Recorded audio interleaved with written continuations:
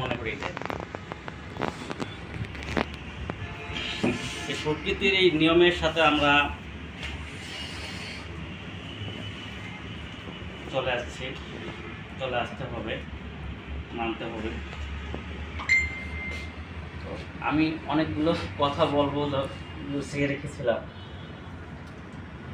তো আপনাদের যে কমপ্লিমেন্ট, যে বক্তব্য আমি শুনলাম, আমি আমার জীবনের সবচেয়ে বড় পাওনা হিসেবে সঞ্চয় করে নিয়ে গেলাম আমার হৃদয়ে।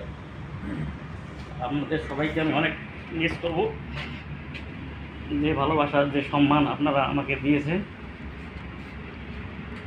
সেটা আমি কখনো বলতে পারবো না।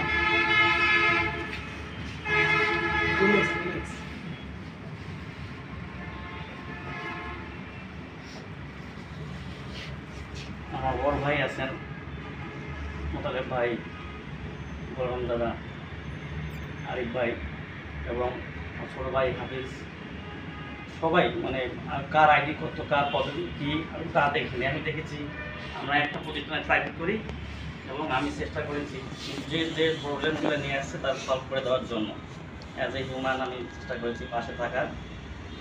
আর আমার কলিগ রবিউল ভাইয়ের কথাগুলো আমি মনে করছি শুনেছি, কারণ তার কমপ্লিমেন্টগুলোই আমার দরকার ছিল, কারণ তার সাথে আমি কাজ করেছি। আর সবার সাথে তো সাময়িক কথা হয়েছে, দেখা সাক্ষাৎ হয়েছে, শুভেচ্ছা বিনিময় হয়েছে, কিন্তু রবিউল ভাইয়ের সাথে আমি কাজ করেছি। তার কমপ্লিমেন্টটা আমার খুব ভালো লেগেছে, যে আমি পেরেছি, আই ক্যান, আই উইল।